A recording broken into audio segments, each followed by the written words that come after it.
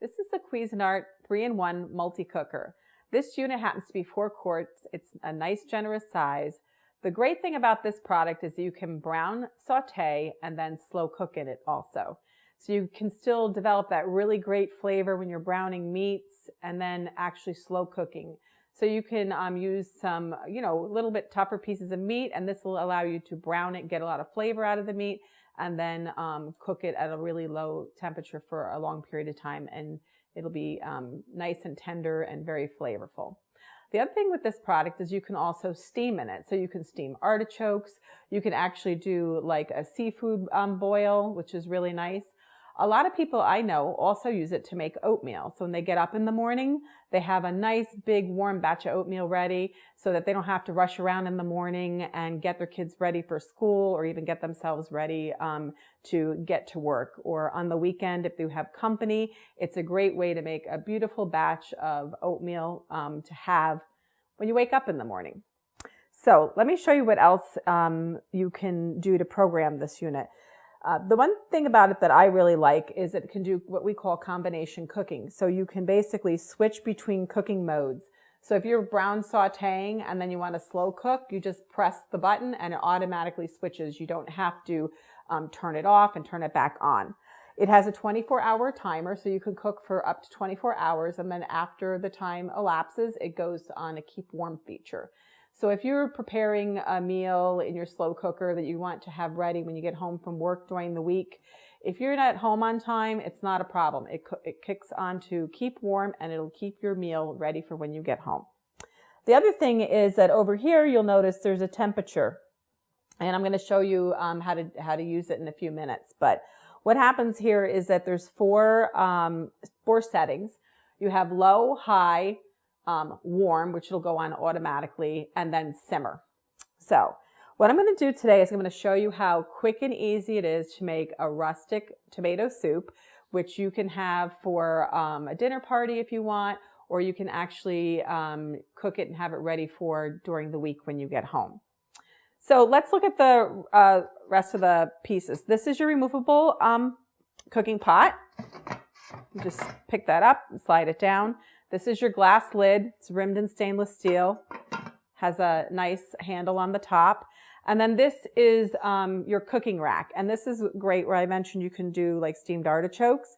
So there's 2 levels. This is the higher level, and you turn it over, and that's the lower level. So depending on what you're cooking, or if you're going to put ramekins in there and maybe cook a little bit of custard, that's important to use.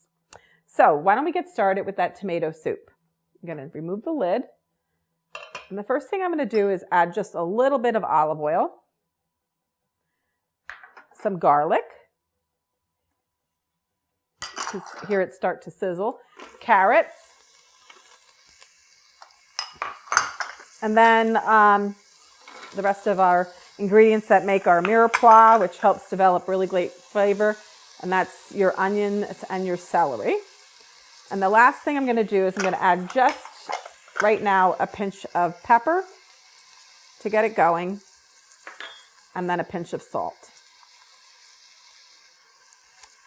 So what we're going to do, I'm just going to stir this around just a little bit, and then what we're going to do is we're going to let it cook for a few minutes, and we're going to come back and check on it. But something I forgot to mention to you is obviously I started cooking in the pot right away. What I did was, so we wouldn't have to wait, was I had it set on brown saute, and I put it on 350. And so we wouldn't have to wait for it to heat up while we're getting cooking. And the other thing I want to mention about the temperature is that it goes from 150 all the way up to 400. So if you're browning any kind of meat, you're going to get a nice, really consistent temperature on that. So like I mentioned, we're going to let that sit for a few minutes, about 6 to 8 minutes. We're going to come back and check on it and make sure it's all nice and translucent and it's starting to cook. So let's check on our vegetables.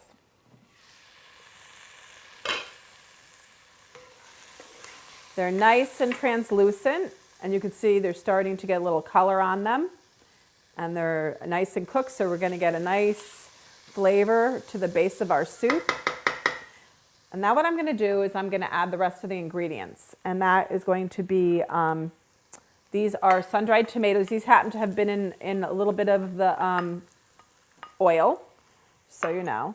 The next item is basil. We're just gonna put the basil in. And marjoram. The last ingredient here is going to be some baking soda. And then our two main ingredients are the fresh tomatoes and lastly, vegetable stock.